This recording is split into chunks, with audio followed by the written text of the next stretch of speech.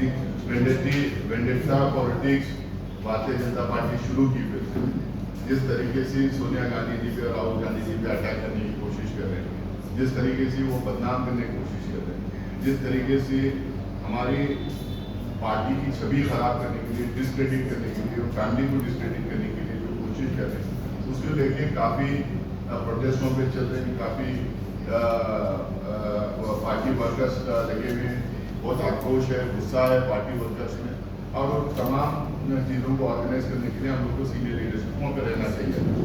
आप तमाम लोगों को पता है कि इशू नया नहीं है, पुराना इशू है। 7-8 साल के इशू को लेके वो time to time Satana, harass करना, टॉर्चर करना ये कोशिश कर रहे हैं। ये पहला इशू मुझे लगता है कि 75 साल की हमारी पार्लियामेंट्री डेमोक्रेसी में करीब 80 साल होने आ रहे हैं। ये पहली बार ऐसा हो रहा है कि एक ऐसा इशू है जिसमें ना तो मनी लॉन्ड्रेड हुआ है, ना पैसा किसी को दिया गया है, ना पैसा बैंक से निकाला गया है, ना प्रॉपर्टी किसी को दी गई है, ना प्रॉपर्टी कहीं से ट्रांसफर हुई है, ना कोई मनी ट्रेल है।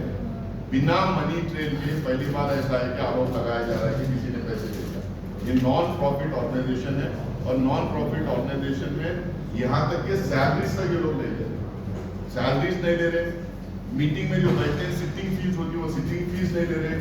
कहीं पैसा कहीं से कहीं ट्रांसफर होते हुए दिखाई नहीं दिया, कहीं पैसा एनकैश करते हुए दिखाई नहीं दिया, कहीं पैसा एक जगह से लेके कहीं और दूसरी जगह दिया गया है वो भी नहीं दिखाई देता। ये पहला एक अनोखा केस है, पता नहीं ये कैसा ऐसा केस बन सकता है जिसमें कोई मनी लॉन्ड्रिंग है, उसमें मनी लॉन्ड्रिंग केस हो रहा है। ये एकदम साफ है। जिस तरीके के तीखे सवाल इन लोगों को पूछे गए थे पिछले सेशन में, पिछले 2 सेशन से जिस तरह से अपोजिशन लगातार इनके ऊपर हावी भी थी, जो इनके शॉर्टकमिंग्स है, इनके नाकामयाबी हैं, जिस तरह से एक्सपोज करने की कोशिश की, वक्त बिल में भी जिस तरह से ये बैकफुट पे थे, इन तमाम चीज़ों को लेकर उनको लगा है कि अटेंशन, देश का अटेंशन डाइवर्ट करना चाहिए। जो मूल क्वेश्चन देश के सामने आते हैं,